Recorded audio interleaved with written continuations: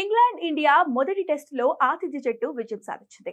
ఆఖరి రోజు ఇంగ్లాండ్ భారీ స్కోర్ చేయాల్సి ఉండటంతో అందరూ మ్యాచ్ డ్రా అవుతుందని అనుకున్నారు. కానీ ఇంగ్లాండ్ మిడిల్ ఆర్డర్ టెలెండర్స్ ఆ టీంని గెలిపిస్తే అదే బ్యాటింగ్ ఆర్డర్ టీమిండియాను కొంపముంచింది. హెండ్లింగ్ టెస్టులో టీమిండియా ఓటమికి ప్రధాన కారణం భారత్ బ్యాటింగ్ వైఫల్యమే అని చెప్పుకోవచ్చు. టాప్ ఆర్డర్ అద్భుతంగా రాణిస్తే మిడిల్ ఆర్డర్ టెలెండర్స్ అటర్ ఫ్లాప్ చేశారు.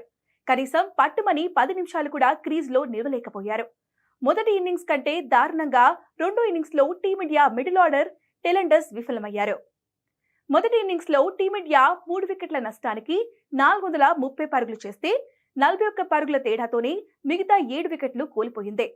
అదేవిధంగా రెండో ఇన్నింగ్స్ లో కూడా 4 వికెట్ల నష్టానికి 333 పరుగులు చేస్తే కేవలం 31 పరుగుల తేడాతో ఆఖరి 6 వికెట్లు కోల్పోయింది.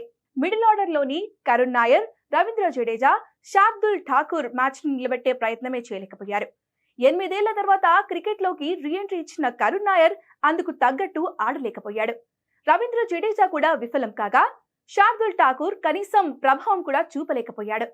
మొదటి ఇన్నింగ్స్ లో డకౌట్ అయిన కరుణ్ నాయర్ రెండో ఇన్నింగ్స్ లో 20 పరుగులు చేసి కాట్ అండ్ బౌల్డ్ అయ్యాడు. శార్దుల్ ఠాకూర్ తొలి ఇన్నింగ్స్ లో 1 పరుగుకే పెవిలియన్ బాట పట్టగా రెండో ఇన్నింగ్స్ లో 4 పరుగులు చేసి స్లిప్ లో క్యాచ్ ఇచ్చి వెళ్లిపోయాడు. రవీంద్ర జడేజా తొలి ఇన్నింగ్స్ లో 11 పరుగులు చేసి అవుట్ అవగా రెండో ఇన్నింగ్స్ లో 25 పరుగులతో నాట్అవుట్ గా నిలిచాడు.